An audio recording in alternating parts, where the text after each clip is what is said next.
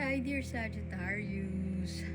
Tagalog tayo, Express, March 2024, Sun, Moon, Rising Sign, and Venus.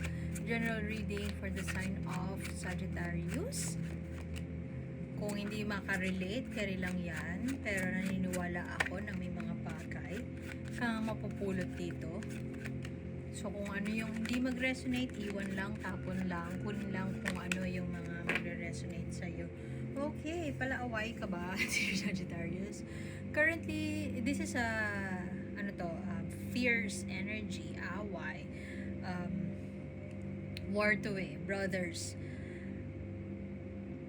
War time na alam mo yung bagay na hindi naman dati pinag-aawayan. Ngayon ay parang naging big deal na siya. Maaaring may tao na pumipigil dun sa gusto mo mangyari, pumipigil dun sa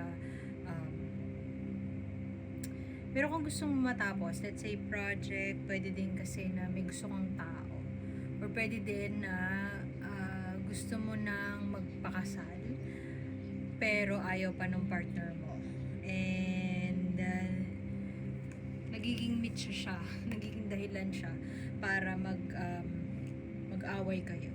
Puro pagtatalo, arguments, ito ka may drive, may confidence, lakas ng loob. Alam mo na yung opinion mo ay tama, alam mo nasa tama ka, alam mo na nararapat na ipaglaban mo ito. Mukhang magtatagumpay ka, pero depende yan sa free will. So, free will ng partner mo. So, kuha tayo ng clarification ng deck. Sa mga 90s, kids, kilala niyo siguro si Sinaida Seva. Ito ay mga gabay lamang. Tayo ay may free will. Gamitin natin ito. Kailangan mo na yata mag-move on.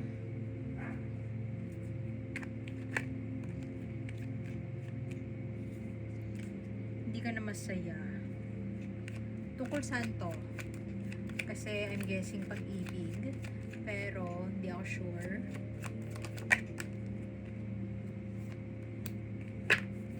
Away, deceit. Oh my God, may third party. It's either naghihintay ka pa. Naghihintay pa, parang napapagod. Meron na, pagod na. Pagod na si Sag. Oo nga, pag-ibig. Okay. Meron taong hindi na masaya sa pagsasama na ito. Hindi na siya healthy para sa inyo. And mukhang naghihintay ka na, alam mo yun, yung huling sampal mula sa universe.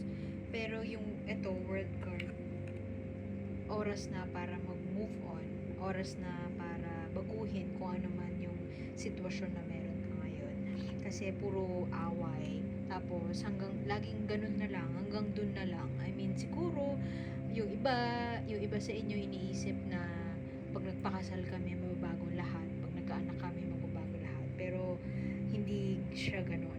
Pwedeng nag-deal ka sa isang water sign, Cancer, Scorpio, Pisces, pero pwede ding ikaw to na dinadaan sa sweet talk, kiss and makeup, ganyan. Kapag nag-away, after away, lambing ng konti, tas okay na ulit. Pero in the long run, hindi siya nag-work kasi parang paulit-ulit na lang, nagiging pattern na lang siya. Merong isang tao dito sa connection na ito na hindi na masaya talaga. Hindi na siya, parang nauubos na siya kasi bigay siya ng bigay. Pwede ikaw to, pwede din yung cross-watcher na nanonood na may partner na Sagittarius kasi merong third party noon. Tapos parang hindi niya mawaglit sa isipan niya yung tiwala. Parang broken na. Sira na yung tiwala tapos hindi na maibalik. So parang pagod na siya. And parang kailan pa ito matatapos? Hindi na natatapos yung away, hindi natatapos yung battle, hindi na natatapos yung pagbibigay. Pero yung mukhang tuloy lang siya. I mean,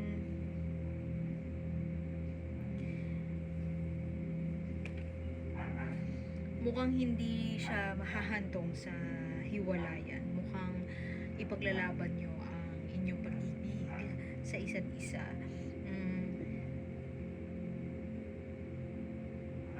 Meron kasing nagmamatigas. Parang baka ikaw yun, dear Sagittarius. Nagmamatigas na parang ako yung tama, ito dapat yung sundin. Ako yung, pwede din yung asawa mo. Pero, merong isang tao na gusto niya siya yung masusunod. Merong isang tao na ayaw niyang pakinggan yung kabilang side. Tapos, kapag nakagawa ng pagkakamali, hindi siya magsusorry, lalambingin lang niya and then okay na. Pero nagiging pattern siya at kailangan nang matapos itong pattern na ito. Oras na para mag-move on sa next chapter. Pwede din kasing kasal. Sana hindi siya, kung may long-standing na issue sa inyo, I strongly feel that masusolusyonan nyo siya. Pero kung hindi i-address itong mga yung pandaraya, dishonesty,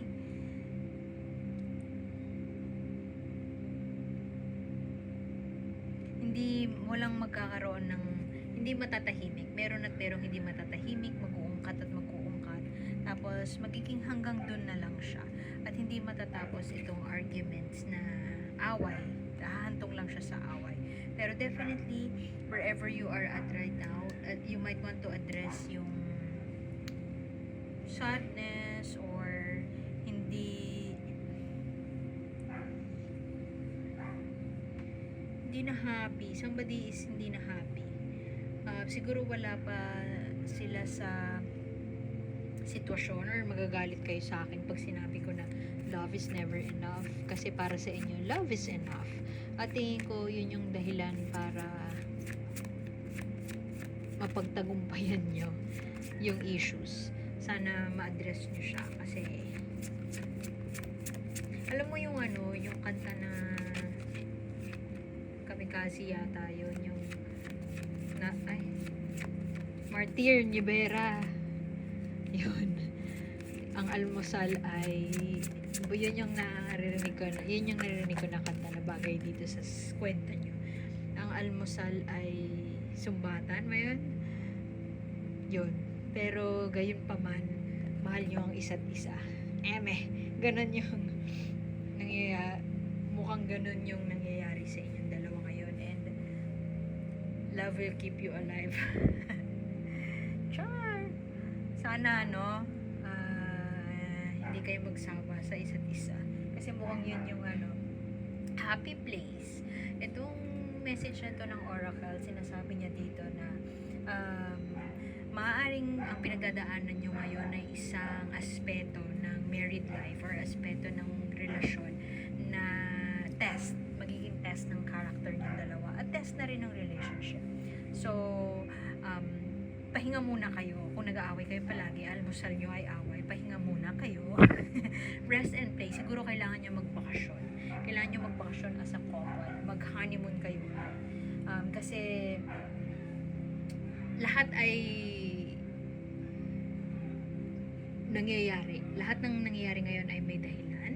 At maaaring ang dahilan na yun ay para makilala nyo ang isa't isa. So, habang pinipili nyo ang isa't isa, maaaring magpahinga muna kayo at laro-laro din or kailangan yung